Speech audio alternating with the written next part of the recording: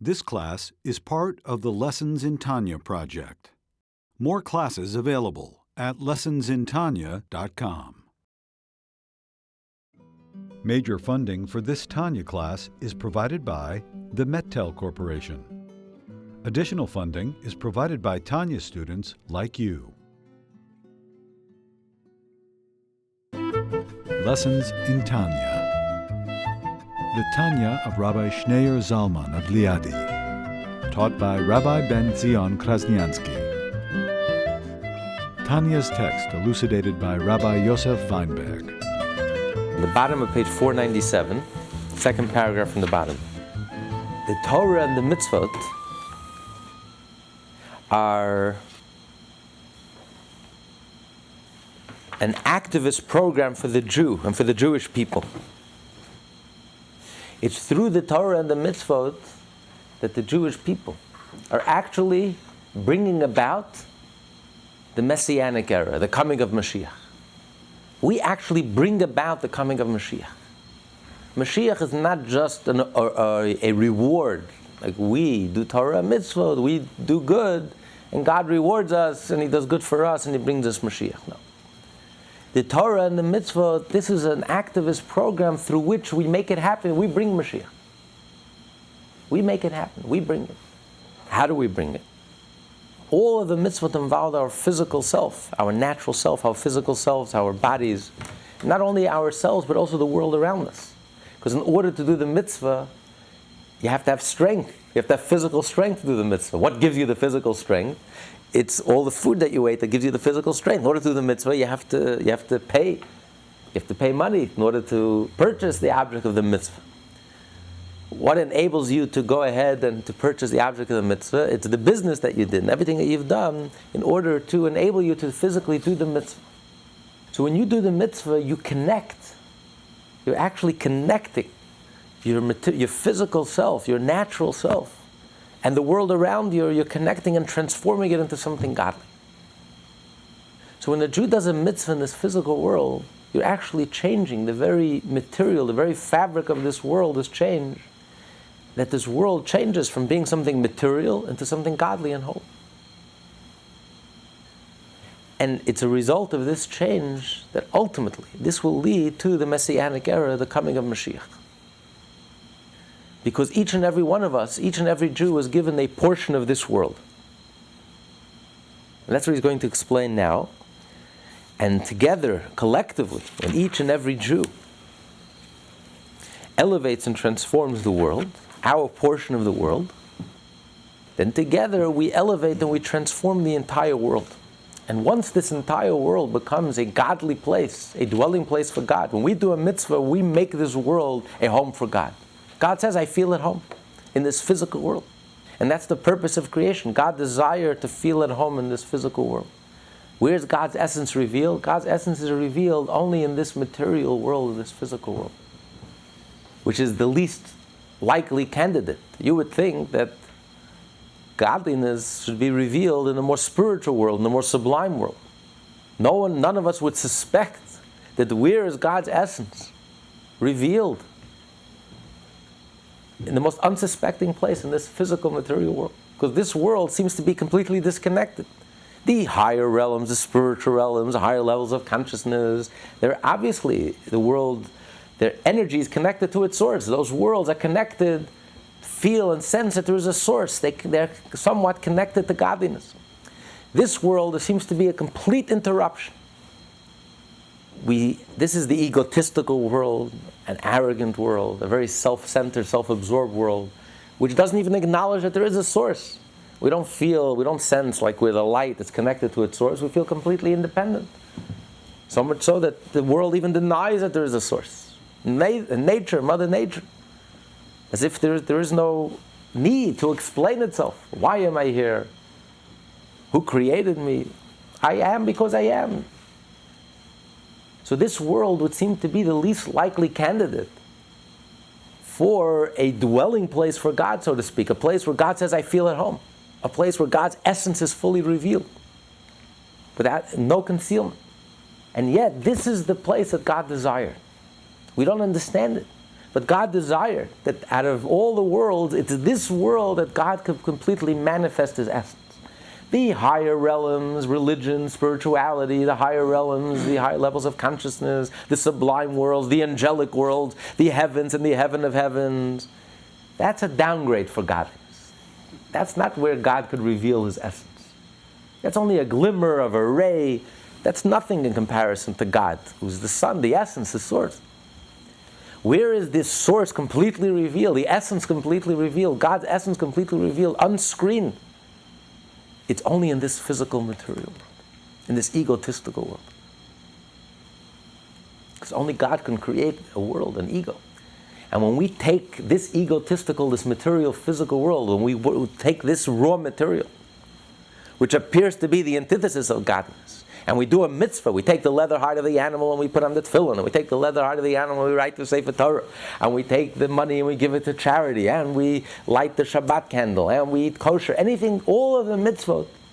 When we eat the matzah, we blow the shofar, we shake the lulav and the esrog. When we do the mitzvah, the physical mitzvah, we are physically transforming the material, the raw material, into something godly, into a dwelling place for God, a place where God's essence is fully revealed and manifest, even though we don't sense it today. When we do a mitzvah, we don't sense it. Were we to sense what we're accomplishing every time we do a mitzvah, every time any one of us does any mitzvah, we would be jumping from joy and ecstasy. If we were to sense the essence of God, that we're drawing down the essence of God into this world, that we're completely transforming and creating the ultimate miracle, the ultimate novelty, that this material, dense world is becoming a dwelling place, a vehicle, a vessel for the essence of God, a dwelling place for God, we'd be jumping from joy. We don't sense anything.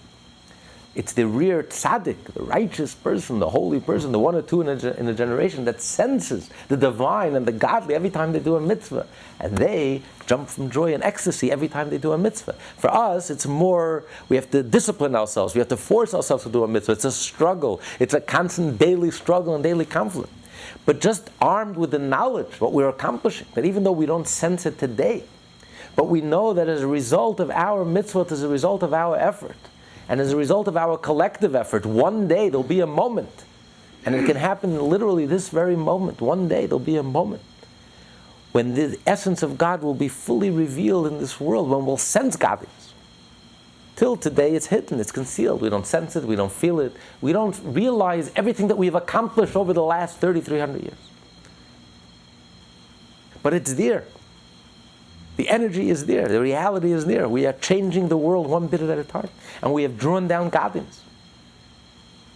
And there'll be a moment when, as a result of all the accumulation of all that energy, there'll be a critical mass. When in one split second, there'll be an awakening, a stirring, and a realization that God is with us. God's essence is completely manifest. You'll feel godliness. And not just a manifestation of God, a glimmer of a ray, but God's very essence. Just like at the giving of the Torah. And during Revelation, God's essence was revealed. And that's why the Jewish soul expired in ecstasy. It was such an overwhelming experience that this world became a dwelling place for God. The Jews sense God, the reality of God, that there's no other reality but God. But that was just a taste, a temporary experience. And then we quickly sinned with the sin of the golden calf, and we reverted back to our good old selves, our nature. But when Mashiach will come, then the transformation will be permanent. The world will be changed for good and forever. There will never be a reversal. There will never be a backslide. There will be a complete transformation. Because it will come as a result of our effort and our sacrifice and our mitzvot over thousands of years. Our individual and collective effort. And it's not only the Jewish people that would sense God. As a result of this revelation, it will spill over. That the entire world, all 6 billion people, will have a sense of godliness. Godliness will become manifest. That this world will be transformed. Instead of a dark world, a dense world, an egotistical world, a selfish, self-centered, self-absorbed, harsh, cruel, unkind world, this world will be permanently transformed. It will become an enlightened world, a godly world, a wholesome world, a good world, a genuine world, a kind world. And this transformation comes about through our effort. We are in the driver's seat. We make it happen. Judaism is an activist way of life. We don't sit passively and wait for the coming of the Messiah. We do something about it. We have a program. It's a 613-step program. It's through the mitzvot. Through the mitzvah, through our individual and collective effort, over the millennium, we make it happen. And the good news is that we are on the threshold as a result of all the accumulation of all the sacrifice and all the blood, unfortunately, and all the tears and all the mitzvot and the effort. It's imminent. It's any moment. We're ready. We're standing at the threshold of that critical mass. It's like Jackie Mason said. He was a comedian for 40 years and then he became an overnight success. So Mashiach is overnight, in one split second. But we've only been working at it for the last 3,320 years since the giving of the Torah. And every moment of our life since we became bar and bat mitzvah. So we've been working at this. And now we're ready for the reward. But the reward, it's not an external reward. The reward is actually we're going to see the result of the consequence of our actions. Today we don't see the result or the consequence of our behavior, of our sacrifice, our daily heroic sacrifice, all the struggles and the difficulties, and the engagement with the physical. Why do we pour so much effort and energy to engage our natural self? Why can't Judaism be like all other religions? Emphasize the heart, love, the mind, meditation, spirituality, philosophy. Why engage the body, the physical, eating kosher? What does eating have to do with godliness? And yet every mitzvah emphasizes the physical. And it's a struggle. Because the body, the physical, the ego, the natural soul doesn't seem to be a good student. Can't relate to godliness, can't relate to spirituality. By nature, we're very egotistical. It's very difficult for us to relate to all these abstract concepts, godliness, and yet, this is our emphasis. We spend our entire lives engaging the material soul, but we don't see the result of all this effort, of all this sacrifice, of our daily sacrifices. Until that moment, when Mashiach will come, then we'll see the result of every single sacrifice that we made in our lives. We'll see the result of all the mitzvot that we've done. Every last mitzvah, every single mitzvah. Even one mitzvah that we do is so powerful. It's so transcendent. It just it draws down God's essence into this world. It makes God feel at home into this world. Who can underestimate the power of one single mitzvah? And especially the accumulation of all the mitzvot that we've done over our lifetime. And not only ourselves individually, but collectively. Every Jew that's alive today, and every Jew that ever lived throughout all the generations, then when Mashiach will come, we'll see the result of all that effort. Okay, you want to read the second paragraph from the bottom, page 497. These 600,000 particular souls, however, are roots, and like a root from which grow numerous branches, each root soul subdivides into 600,000 sparks, each spark being one neshama. Similarly, with the nefesh and ruach in each of the four worlds, Atzilat, Bariah, Yetzirah, and Asiyah, in each of these four worlds are found all three soul levels, nefesh, ruach, and neshama. Each spark did not descend into this world to perfect itself, but to perfect the body and vital soul.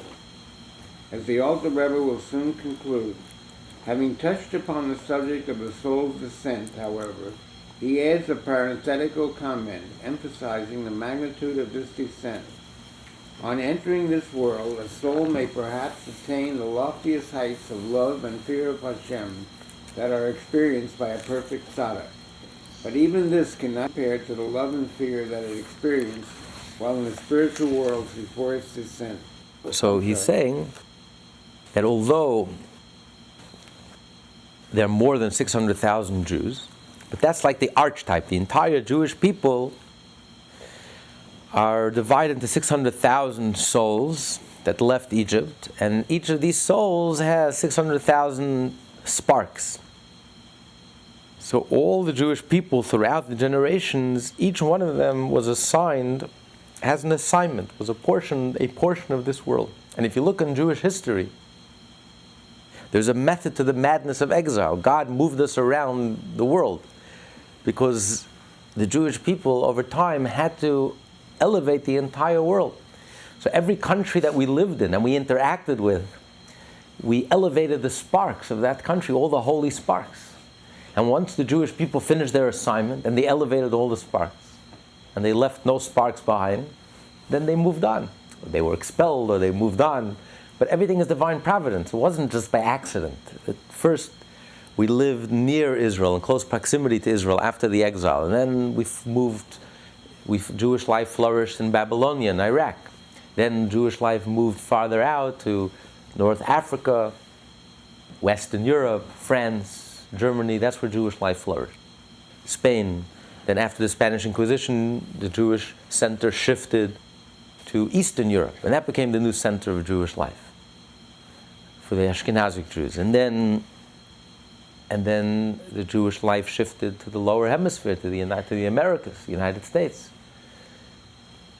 So, because this is part of our mission. Our mission is to elevate all of the holy sparks.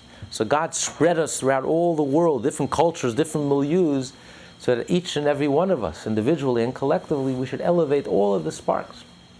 And this is the whole purpose. The whole purpose of the soul coming down into this world is in order to elevate the sparks. And for the soul, this world is a very traumatic experience. That's why when the baby is born, the baby cries. It's like the soul will just plunge. It's like for the soul, it's a plunge from the peak to the abyss, from its sublime heavenly perch, to come down into such a dark world, a world that could be so harsh, a world that's the antithesis of everything that's godly and good and decent and fine and wholesome. A lying world, to come from a world of truth, where everything is genuine, to come to a world which is so filled with lies. Its whole being is a lie. Its whole existence it parades itself, its own existence, with denying that it even has a source. Everything about this world is so false, it's so riddled with falsehoods. What's politics, if not falsehood? Why do you have to go to school to learn diplomacy? If you tell the truth, you have nothing to go to school for. You have to go to school to learn how to lie. You know, in diplomacy, when they say we had a very frank discussion, it means we agreed on nothing and we fought all day. I mean, you have to read between the lines. Nothing is what it means. Everything is meant to mean something else. If it was a genuine world, you wouldn't have diplomacy. In a genuine world, you would have two candidates running for office. Each one would say, "Don't vote for me. Vote for the other person. He's much better than me." And the other one says, "No, vote for him." We live in a very false world. Everything about this world is self-promotional. Everything about this world is ego. Everything about this world is very false. For the soul, it's a very traumatic experience to leave a heavenly world, a godly world, a holy world, a spiritual world, where everything is illuminated, everything is good, and to come into a dazzlingly brilliant world, and to come into a world that's so dark, spiritually dark, and so dense, it's traumatic. And you know, the soul never gets over it. The soul is always an existential angst. The soul is an anguish. That's why we're so restless. That's why we can never make peace. We're never at peace. Our soul is so restless. That's why Jews practically invented psychology. Because of this existential angst that we suffer from. Most psychologists are Jews and most of their patients are Jews. There's something agitating within our soul. That's why we're always creating revolutions. There's something that doesn't let us sleep, it doesn't let us rest. There's something inside, because it's that existential angst. The soul can never make peace. We just can't make peace with the status quo. We just can't go to sleep and live 9-to-5 lives and just barbecue and be happy. It doesn't work that way. There's just something inside of us that just bubbles away, because it's that existential angst. Something is nagging at us. There's a restlessness. Because the soul can never get used to this traumatic descent from heaven to earth. So why did the soul come into this world? And he's saying the soul did not come into this world for itself. Because firstly, the soul in heaven was perfect. Why did it have to come into this world? And even when a soul does achieve some level of spirituality, even a person who is able to be in touch with his soul, that rare and privileged soul, individual, that's able to listen to his soul, is able to communicate with his soul, and is able to allow his soul to express itself, and is able to develop a sense of spirituality, a sense of love for the divine, a sense of connection to the divine, a sense of awe for the divine. It pales in comparison to the level of love and awe and connection that the soul felt before it came into this world. So it can never really go back to its origin, the way it was, its original state, before it descended into this world. When the soul was in heaven, stripped from the physical body, no ego, no body, it was just a purely spiritual state, a state of consciousness. The soul was much more sublime than anything it could achieve. Even the greatest tzaddik, the highest person, a person who's so spiritual, so in touch with his soul, he and his soul are one. It's a pale comparison in relation to the way the soul was in heaven. It's almost like a caricature of the way the soul was. It's like projecting a three-dimensional person on a two-dimensional surface. What do you get? A cartoon. So the soul in this world, as deeply as we can feel, even if you feel very deeply, and you have raw, deep spiritual emotions, the real tzaddik who has that ability to really sense and experience spirituality, it's like a caricature of the way the soul was in a disembodied state. So why would the soul come down into this world? It's such a traumatic experience for the soul. What's the purpose? And he says here, the soul did not come into this world for its own tikkun, for its own, because the soul doesn't need it. The soul is perfect without coming into the body. The soul was perfect in heaven. It was far better off in heaven than it is here. So why did the soul come into this world?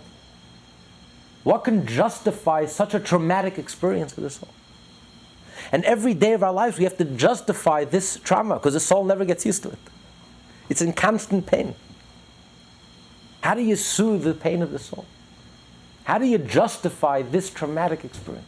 Why the constant anguish and the constant sense of dissatisfaction that the soul experiences? Why? What's the point? What's the purpose?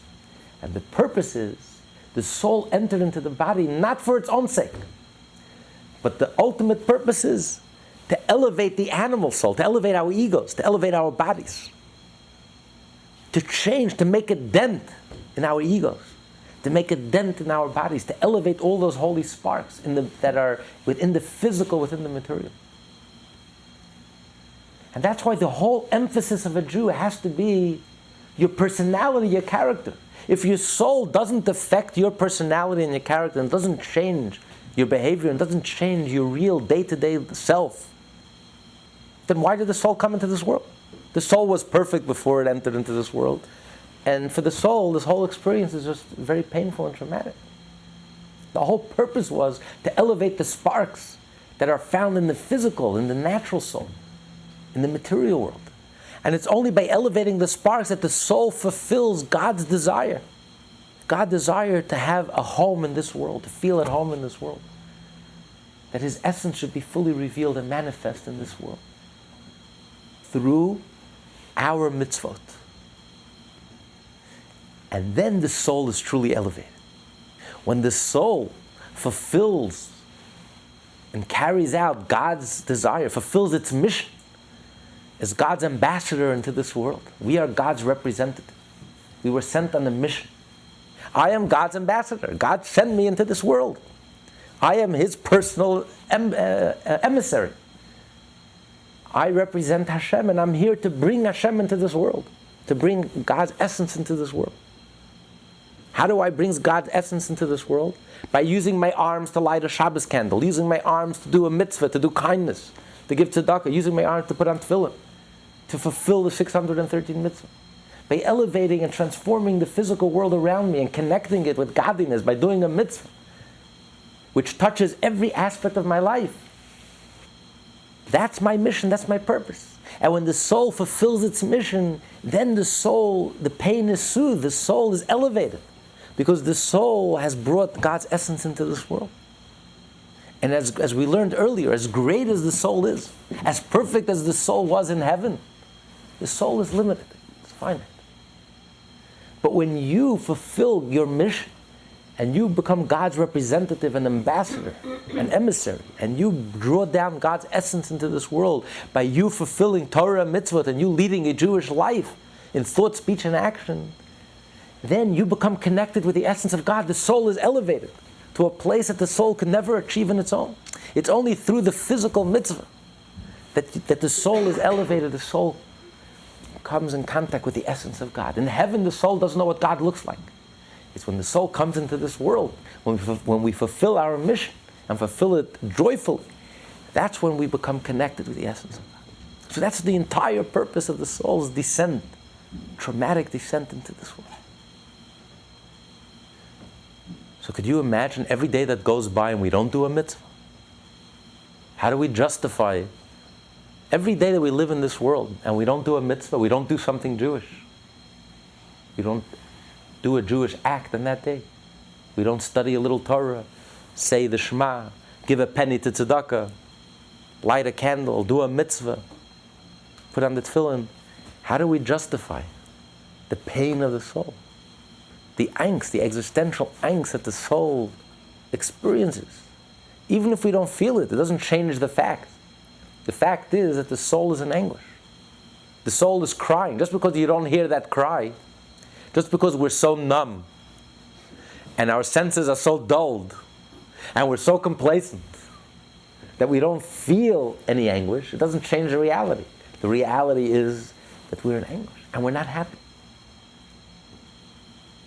Psychologists will tell you that the Jewish patients are from the most angriest patients they have ever encountered. They're just not happy.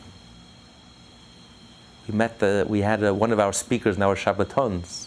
Before we moved to the Upper East Side, he used to arrange Shabbatons in Crown Heights. Dr. Landis, he was the first certified psychologist in California. And he told us that it always intrigued him that his Jewish patients are from the angriest patients he ever seen. There's something in their soul. Their souls are in turmoil. They're just angry and upset and dissatisfied and discontented. They themselves have no clue what it's about. But there's something about the Jewish soul. The Jewish soul is in anguish, especially. Has this existential angst. And the only thing that will soothe us and the only thing that will satisfy us is when you do the Torah and you do the mitzvah. God knows us better than we know ourselves. And He says, in order for us to be whole, to be psychologically whole, He gave us a program of Torah and mitzvah. If you'll cry on Tisha B'Av, and you'll dance on Simchas Torah, and you light the candle on Hanukkah, and you eat the matzah on Pesach, and you put on tefillin in the 6 days, on Shabbos you rest. The whole program of Torah and mitzvah, this is the way the Jewish soul could express itself in a wholesome way. And this soothes the soul. Because when the soul lives with a sense of mission and a sense of purpose, that I am God's personal ambassador, a representative into this world, so the ambassador goes to a foreign place, goes to an alien, hostile environment. But you carry yourself with strength, you do it with joy, because you are on the front line. You are manning your post, and you are bringing the light of godliness into this world, into this dark world. You are transforming the darkness into light. That is our mission. Our individual and collective mission as Jews is to transform darkness into light. And that's why we have to engage in the darkness. God exiled us from the land of Israel. He sent us all over the world to some very dark places, very hostile places. Because that is our mission, to transform the darkness into light. Not to run away and hide and escape, tune in and tune out, but to engage and to transform the darkness into light, to bring the light of godliness into this world. And this is especially the mission of the Jewish woman, who one of her mitzvot that's entrusted in her is to light the candles. All of the mitzvot are compared to a candle, because all of the mitzvot bring light into this world, the light of godliness. But how much more so when the mitzvah itself is to physically light a candle? It only emphasizes the power of the light that the Jewish woman brings into the home and into the world when she lights a candle. But that is our mission, to transform darkness into light, the material into spiritual. So when the soul lives with a sense of mission, a sense of purpose, then the soul is elevated to a place that the soul, had the soul remained in heaven, it could never ever even come close. Because the heaven is just a projection of God. It's a rimmer, it's a glimmer of a ray, but it's only in this world, through the mitzvah, that we're actually touching the essence of God. We're connecting with the very essence of God. We're drawing down the essence of God, a home for God. We're building a home for God. God says, I feel at home. I'm completely manifest in this world through your mitzvah. The physical object literally becomes a holy object, a sacred object. You've transformed the very nature of the material into something godly and sacred and holy. Not just a symbol. The physical object literally becomes a sacred, a godly, a divine object. So you connect with the essence of God. And all of this will become manifest with the coming of Mashiach. But we are accomplishing it today. Jeff, want to continue? Though it is indeed a great descent. Though it is indeed a great descent, a veritable exile for the soul, for even if it become in this world a perfect tzaddik, serving Hashem with fear and delighting in an abounding love of Him, it will not attain to the quality of its attachment to Hashem, with fear and love that the soul experienced prior to its descent into this corporeal world, nor even to a fraction of its earlier fear and love. In fact, there is no comparison or similarity whatever between them, between the love and fear of Hashem experienced by a soul on earth and that of the soul above. For as is obvious to every intelligent man, the body could not bear, etc., a love and fear of such intensity as the soul experienced above in the spiritual realm. Any emotion that we feel, no matter how deep or how intense the emotion, it's nothing. It's not even a fragment. It's not even a fraction. It's not even a pale comparison to its our original capacity of the soul's capacity to love, because we're limited by the body.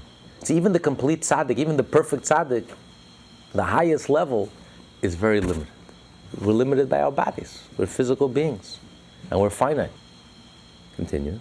Having concluded his comment on the formidable nature of the soul's descent, the Alter Rebbe returns to his original point. The descent of the soul is thus undertaken not for its own sake, but its descent into this world to be clothed in a body and vital soul is for the sole purpose of perfecting them, to separate them from the evil of the three impure kalipat by observing the 365 prohibitions and their offshoots, example by observing the biblical and rabbinic prohibition. Our first mission, our first assignment, primary assignment, is to our bodies. Our soul is assigned our bodies. Right. And every one of our bodies is unique. We all have our unique mishagas, and we all have our unique difficulties and challenges. They're custom made. Every one of us has their difficulties that they have to deal with, their challenges. But the soul is more than up to the challenge. God doesn't give us a test that we can't handle. He doesn't demand from us something in the Torah, and then He makes it impossible for us. No such thing. If you believe in God, you believe that God doesn't give us a test that we can't handle. So if He gave us our unique challenges, as difficult as they may appear to be, the soul is more than equipped to handle these challenges. There's no such thing, I can't change. No such thing. It's impossible. I might have to resign. I can't, this is who I am, and I'm resigned. There's no resignation. So that's our first assignment. By way of 365 prohibitions, as he said earlier, the prohibitions protect us. That we shouldn't, just like the veins, they compare to the veins, which keep the blood flowing in the proper place. If there's, God forbid, a puncture in the vein, the blood will spill out. So we have this energy that God gave us. The prohibitions protect us from not squandering this energy into the wrong place. Don't spend your energy in the wrong place, in the wrong things.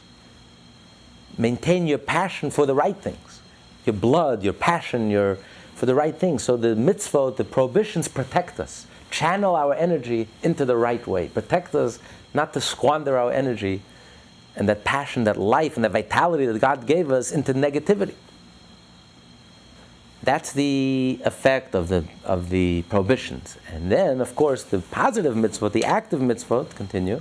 And to elevate his vital soul with the portion of the world at large that relates to it, binding and uniting them with the Ein Sof light which he draws into them by performing all the 248 positive mitzvot through the agency of the vital soul. Since the vital soul is the one that performs all mitzvot, including action, as explained above in chapter 36, that the divine soul can activate the body in performance of the mitzvah only by way of the vital soul. So that is the purpose of the positive mitzvot, to engage the vital soul, the ego soul, the natural soul, and all that energy, and everything that went into it, to connect it with godliness. Every time you do a mitzvah, it's not only your organ and the limb in your body that becomes connected to God, but the energy with which you're moving that organ, and with which you're doing the mitzvah, performing the mitzvah, and everything that went into it also becomes connected with God. And your whole vital soul, your whole ego soul also becomes connected to God through doing the mitzvah in general, and then specifically the energy that went into that specific organ with which you're doing the mitzvah. So that is the purpose. Through every mitzvah, another portion of our vital soul, of our animal soul, becomes connected with God, until through all 248 mitzvah, which correspond to 248 limbs, your whole entire soul, your whole entire body, every organ in your body, and every aspect, every energy within your animal soul becomes connected with God. And that's our mission. The mission of the soul is to connect the physical and the material. So therefore, instead of looking at the material world as a necessary evil, there are many people who go through life and have a wrong understanding of the way we look at this world. Many people go through life and look at this world as a necessary evil. I have no choice. I have bills to pay, so I have to work, I have to engage in the world. I wish I can sit all day and study Torah and disconnect myself from the world, go on a mountaintop, tune in, tune out, a monkish existence, a nunnish existence. But that's not the Jewish way. That's a complete lack of understanding of what life in this world is all about. That's what he's trying to open our eyes. This is not a necessary evil. We have no choice. So therefore we have no choice. Nebuch, we have to go out into the world, and we have to engage in the world, and we have to fight. If it was up to me, I would hold myself in, lock myself up, and I would just divorce myself from the world, disconnect myself from the world, and I would immerse myself in spirituality 24/7. Can't do it. It would be Shabbos. Why not have Shabbos 6 days a week? Cholent 6 days a week, and 1 day a week you work. You have to pay bills, okay, you work. A concession, a compromise, okay. But it's not the way God set up the world. 6 days a week we work. 1 day Shabbos. Total immersion in spirituality. But 6 days a week, you have to engage in the world. So he's opening our eyes here, he's explaining to us, this is our mission. This is a Jew's mission. This is the only reason the soul came down into this world. Because if you think you're going to have Shabbos 6 days a week and be spiritual, you were much more spiritual in heaven. Why bother coming to this world altogether? You could have stayed in heaven. We would have been much more spiritual than any level of spirituality we can acquire in this world. Through all the meditation, you can meditate 24/7. You'll never be as spiritual as you are in heaven. Or as you will be after 120 years. So why come into this world? Why this trauma? Why this whole experience of life in this physical material world? So you have to realize this is the whole purpose. This is what God wanted. This is what God desired. It's not an accident. It's not a necessary evil. This is the whole purpose of creation. As a matter of fact, the only reason God created the spiritual realms was in order to fulfill this purpose. This is the ultimate purpose of creation. This is why God created the whole universe, heaven and earth. The ultimate purpose is earth, and the lowest. And it's only in this world that God wants us to transform the darkness into light, and therefore drawing down God's essence. So when you go about your daily life, your business, you're standing in the office, don't think to yourself, so what am I accomplishing? I'm not in the spiritual environment. I'm not doing anything that's ostensibly holy or godly. I'm going about my business. I feel disconnected. But nothing could be further than the truth. You are God's ambassador. You are His personal emissary. You are fulfilling the whole purpose of creation. That's why God created the angels. It's all for this. This is the pinnacle. This is what it's all about. Why did the soul have to journey and venture into this world if not for this? To deal with the darkness, to elevate the darkness, to transform the darkness, to change. So when you realize this, it gives you a tremendous sense of purpose, connection. This is the ultimate purpose. So instead of feeling that my life is compartmentalized, I'm Jewish when I'm sitting in the synagogue. I'm Jewish when I'm praying. But when I walk away from the synagogue, it's such a desert. It's such a dark world out there. It's such the opposite of everything. The environment in the synagogue is so holy, is so uplifting. The environment on Shabbat, the environment on a holiday is so uplifting, inspiring, moving. And then you walk out into the world, dark, cold. Okay, I have no choice. What can I do? So your life almost becomes compartmentalized. You have two lives. You have your inner life and you have your outer life. You're compromised to the world. So this chapter in Tanya opens your eyes and says, no. On the contrary, you're one Jew. You're not compartmentalized. You're as Jewish as you get when you're standing in the office. When you're standing in the office, when you're not doing something that's obviously Jewish. You're just going about your daily life, pursuing your career. That's when you're fulfilling the ultimate purpose of creation. Because God wanted you to engage in the material and to transform the material into spiritual. The only way you can do that is when you engage the material. When you're standing in your office. When you're eating. When you're engaged in your body. When you're physically doing the mitzvah. When you're going about your daily life. So yes, you don't sense the connection. Because it's not a spiritual connection. You don't sense, it's not an obvious connection. But look underneath the obvious, that's your deepest connection. In a certain sense, you're more connected when you're standing in the office than when you are in the synagogue. How's that? Counterintuitive. The exact opposite. So a Jew always feels connected. I mean, this is so revolutionary. This is so counterintuitive. We would never think like that. All religions teach us spirituality, disconnect, divorce, become a nun, become a monk, tune in, tune out, go to the mountaintop, meditate, love, spirituality. Comes Judaism and says, no, it's the deed that matters. Get a job. Get a job. That's a mitzvah. Just like there's a mitzvah to rest, just like there's a mitzvah to rest on Shabbos, there's a mitzvah in the Torah to work 6 days a week. It's a mitzvah. You're not only being Jewish when you're resting on Shabbos. You're fulfilling your mission and your purpose when you're working 6 days a week.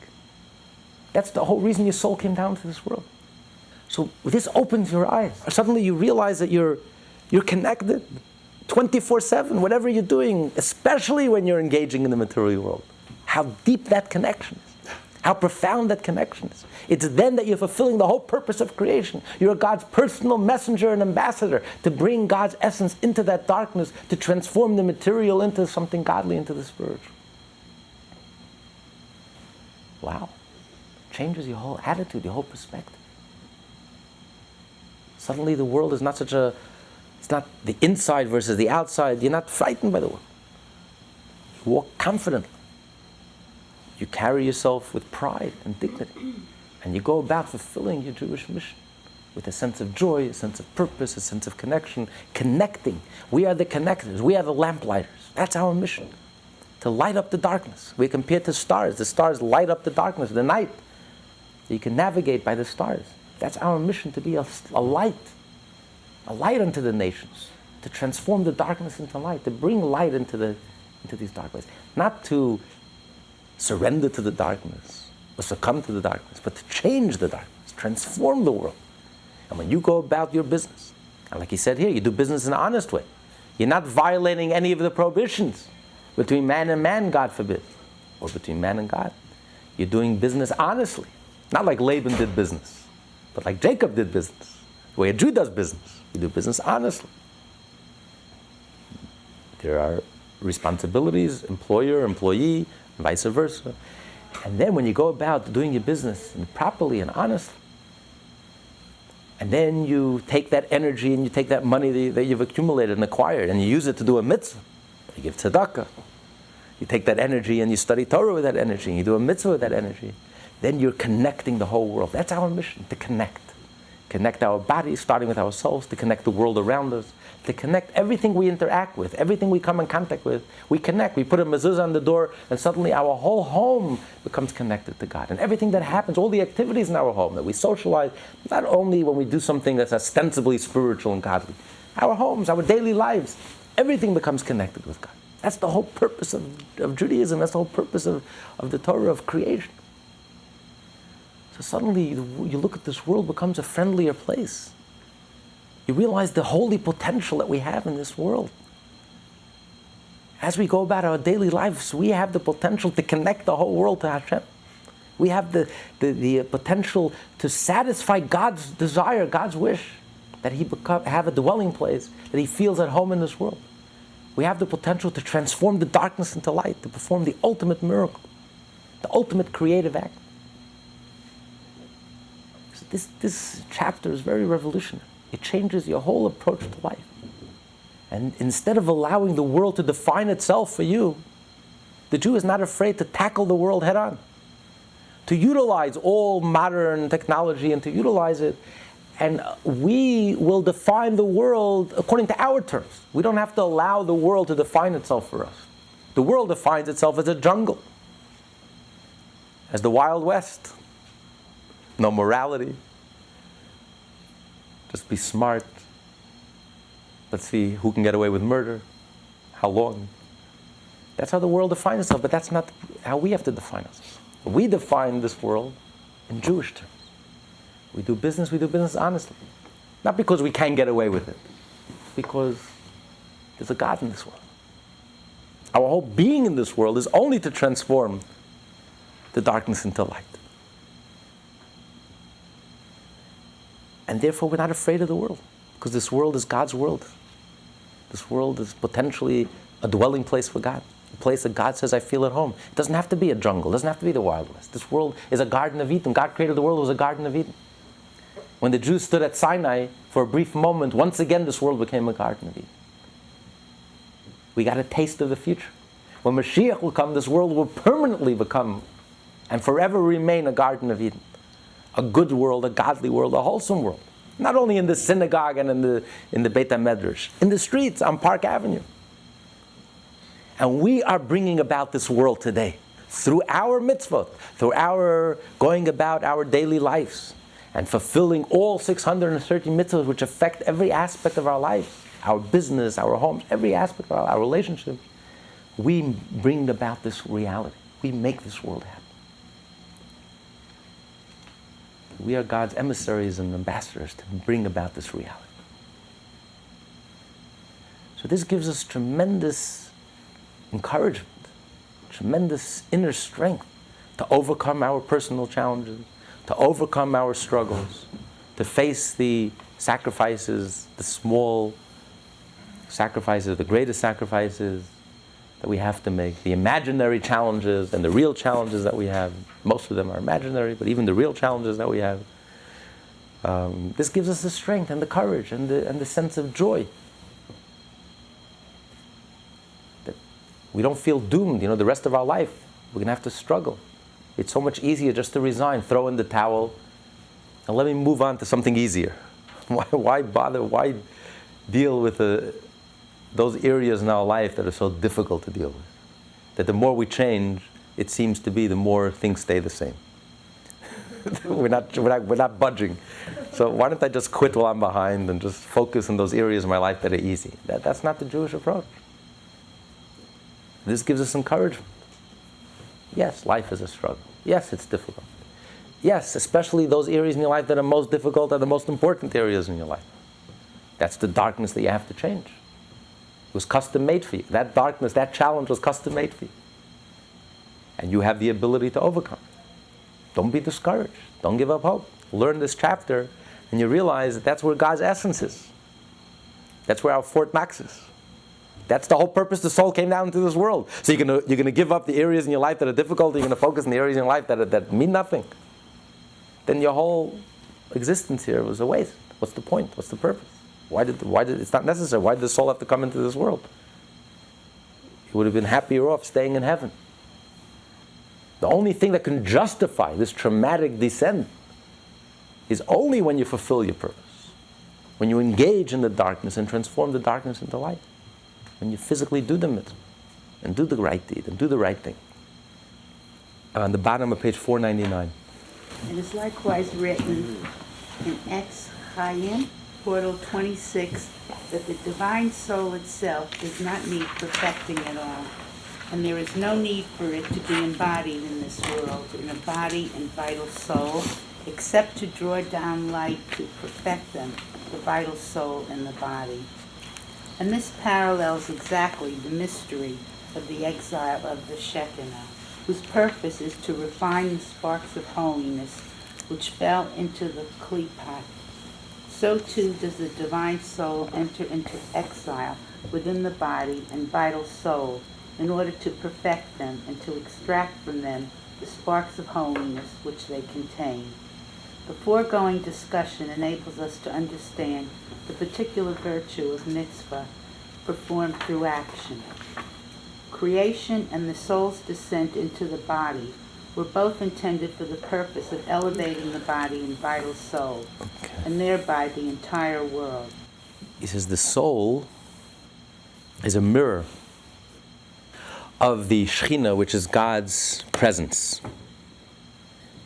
And although it's a mystery, why did the soul have to take the plunge into the body, into the physical consciousness, human consciousness, which for the soul is so traumatic, and the soul suffers existential angst, is in constant pain from this traumatic descent. Even when the soul fulfills its mission and it elevates all of the sparks, but nevertheless, since the soul is unable to achieve the same level, the same intense level of closeness to godliness that the soul experienced while it was in heaven before it descended into this world, so it's very difficult to explain that why would the soul come into this world, and for the soul could never really achieve the same level it experienced while it was in heaven. So why would the soul undergo such a traumatic experience? That's why he introduces the whole concept of the Shekhinah is also in exile. It's one of those mysteries, that God's Shekhinah, God's presence is in exile. God is in exile. The temple is destroyed, the Jewish people are exiled because God is exiled. God presently does not feel at home in this world. Many of us have one home. Many people here have two homes. Some people have three homes. God is homeless. Doesn't even have a single home. As we speak, God is homeless. His home is broken, shattered. He's in exile. He doesn't feel at home in this world. No wonder if people can blow themselves up. People can be so arrogant and egotistical, so unkind. No wonder why God doesn't feel at home in this world, as of this moment. And yet, why did God go into exile? God went into exile in order to elevate all of the sparks. So it's a mystery how the divine, God himself, so to speak, God's manifestation, is suffering, is in exile, is homeless, just in order to elevate all of the sparks. We don't understand it. It's inexplicable. Like, how can God go into exile?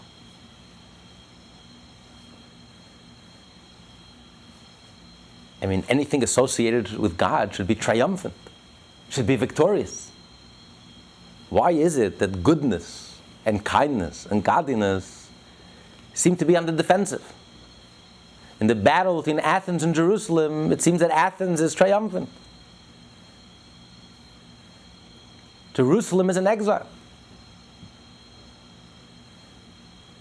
That the Jewish people send their army to kick Jews out of Hebron, out of their own homes, that they purchased legally.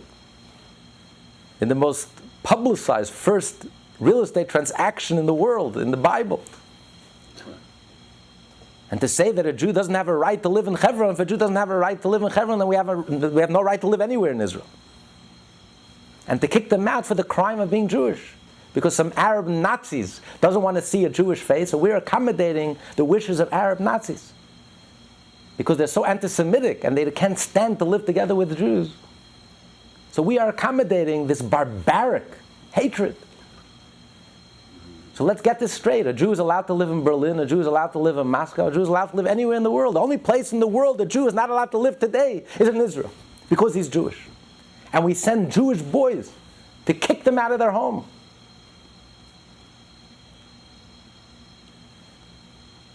The government can't manage to send their army to protect citizens who are bombarded with missiles every day. There's no country on earth that would tolerate their own citizens being bombarded on a daily basis.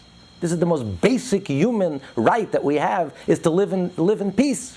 But for political reasons, for politically correct reasons, we're afraid of our own shadow. We don't do what any respecting, civilized government would do to protect its own citizens, its own children, its own babies. We have thrown the citizens of Sderot to the wolves. This is criminal.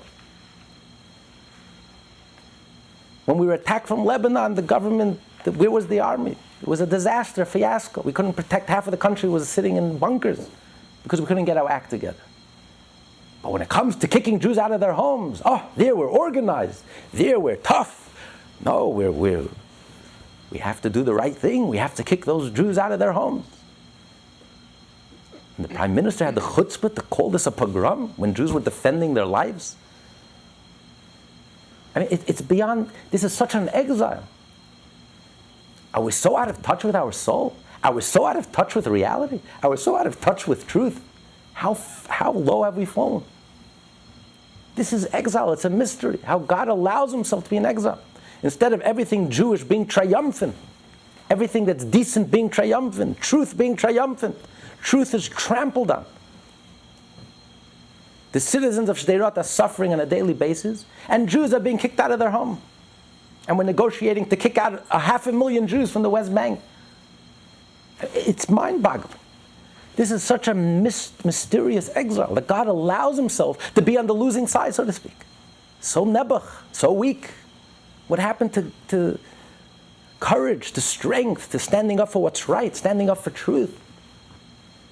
Are we so politically correct? Are we so afraid of our own shadow? We have no guts to stand up for truth, for life, for what's true, for what's right, for our rights. Is life all about living for the Joneses, just to curry some imaginary favor? Oh, they're going to love us. If we only kick ourselves out, oh, they're going to love us. Israel has never been a greater pariah than today. The more we twist ourselves into a pretzel, the more we hate it. Doesn't work. When you have pride and you have dignity, when you have a little courage and stand up, use your Jewish chutzpah when you need it to speak the truth and stand up for Jewish life and for our right to live anywhere in Israel. So this is such an exile. It's such a deep, dark exile. So for God to allow himself to be in exile, that truth and godliness and goodness to be so trampled on, and it seems we're on the losing side. Every day Israel is getting smaller and smaller. And evil seems to be just growing. This is a mystery. We don't understand this. How God allows himself to go into exile. How can God is reality. There's nothing else but God. How can God allow himself to go into such a deep exile? Allow himself, his temple should be destroyed. His people dispersed. His truth trampled on. When the Torah says that God gave the land of Israel to the Jewish people forever and ever, and he allows that Torah to be trampled on, there's some foolish politicians to get up there and say, oh, we're giving up Israel forever and ever. We're creating a Palestinian state. That's never going to happen. Not in God's lifetime. Look, in 1948, the entire world was against Israel. Even now, the United States wouldn't sell a single arms to Israel. They were attacked by 6 armies. Not a single country would sell a single bullet to Israel. The whole world was against Israel. And you know what? God wanted it to happen, and it happened. Oslo has been going on since 1993. Yeah. The world spent $10-20 billion on this project. The entire world endorsed the Palestinian state. You noticed. It's not happening. More Jews die in the peace process than in time of war? Yeah. It's not happening. God doesn't want it. It's not going to happen because it says in the Torah, the Jewish Israel belongs to the Jewish people forever and ever. All these clowns, they can talk from today till tomorrow. At the end of the day, nothing is going to happen. You can't fight against the creator of heaven and earth. Anyone who started up with Israel, anyone who's tried this Palestinian state, his career ended in disgrace. Every prime minister in Israel that has connected with this Oslo, Boom. that was the end of him, in disgrace. Because you're going against the creator of heaven and earth. God says in this Torah is the reality, is the blueprint for reality. Israel belongs to the Jewish people forever and ever. Anyone who tries to get in the way of Jewish destiny, you are going to start up with the creator of heaven and earth. God says in his Torah, in his Bible, in his blueprint for reality, that Israel belongs to the Jewish people forever and ever. This is my home, God says, my palace. I marry the Jewish people and I'm going to live with my spouse forever and ever. You are going to divide the Holy Land? You are negotiating my bedroom, Jerusalem? Really? How arrogant could anyone be? You're going to start up with the creator of heaven and earth.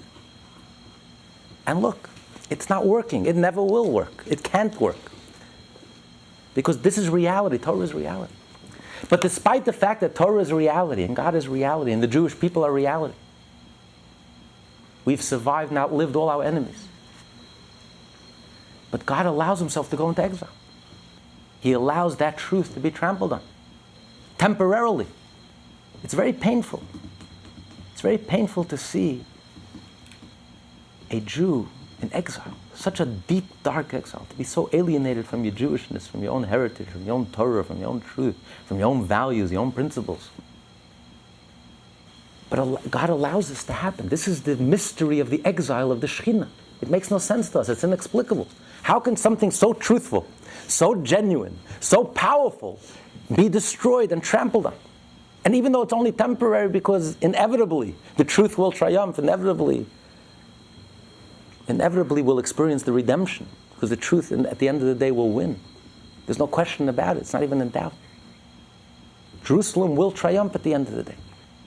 But it's very painful to see this temporary exile. But what's the purpose? Why did God allow his Shekhinah, his self, and everything he symbolizes and stands for to go into exile? To appear to be on the losing side, to be so weak, appear to be so weak and so nebuch. The purpose is to elevate all the sparks. Because when the world appears to be so dark, and yet we study Torah and we do mitzvot, we elevate all of the sparks. So that same explanation works for the soul. Why does the soul come into this world? And for the soul, it's an exile. And it's a traumatic exile. What's the purpose? It's inexplicable. We don't understand it. How can the soul that's so powerful and so intense and so deep find itself in such a situation? But the purpose is to elevate all of the sparks. And it's only temporary, because eventually Mashiach will come. Once Mashiach comes, then the soul, just like the Shekhinah, will come out of hiding. God's presence will be manifest and felt, and the truth will be manifest and felt, and there will no longer be lies and politics and diplomacy. It'll be a real world, a genuine world. Inside like out, outside like in. So Mashiach comes, the soul will also will reach such a level. It'll reach a level that's even beyond the level of the soul before it descended into this world. The soul will touch the essence of God, will experience the essence of God. God's essence will be manifest. God's essence cannot be manifest in heaven. It will be manifest in this world, in this physical world, body and soul, with the coming of Mashiach. But temporarily, the soul has to go into this exile. And yes, it's a mystery. It's inexplicable. We don't understand it. We don't understand how it works, how it's possible. How can something godly and divine be in such an exile? Be so covered up and so concealed? And the question is better than the answer. So hopefully we pray to Hashem, we should remove the mystery. and actually bring Mashiach, because it's really, the exile has reached a point where it's really becoming intolerable. It's really becoming intolerable. I mean, the Jewish people were in Egypt. It's when they cried out and they groaned and they reached a point where they couldn't take it any longer. That's when the redemption came. The Jewish people collectively cried out, Oy vey, after the event in Mumbai, India. Like, enough, Oy vey. They were murdered just because they were Jewish. It's purely anti-Semitic. And to believe on that same week, these Jews who died because of their Jewishness, and they sanctified God's name in their life and in their death, and they united the Jewish people all over the world in such a deep way, that same week, you should see such a public display of Jewish self-degradation, of such a Jewish low. I mean, how low have we reached? That the government of Israel has organized itself to kick Jews out, and they're so proud of it. We kick Jews out of their house. Wow, really? What an accomplishment. This is why we created Israel. So we should be able to kick Jews out of their homes. That it became a crime for a Jew to live in his own home. It became a crime for a Jew to live in Hebron.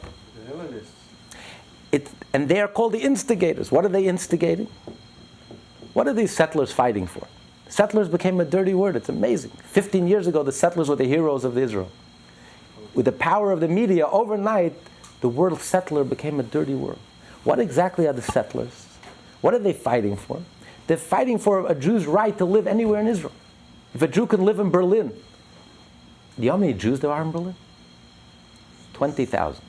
You know how many people live in Berlin? 3.5 million Germans. Would anyone say, you know, it's a provocation? There are only 20,000 Jews in Berlin. I think all Jews should move out of Berlin. Right? We'll be up in arms. We'll be marching down Fifth Avenue. Apartheid, racism. And yet in Israel, it's like everyone says, you know, there are only a handful of Jews in Hebron. There's so many more Arab, not Arabs, and they hate the Jews.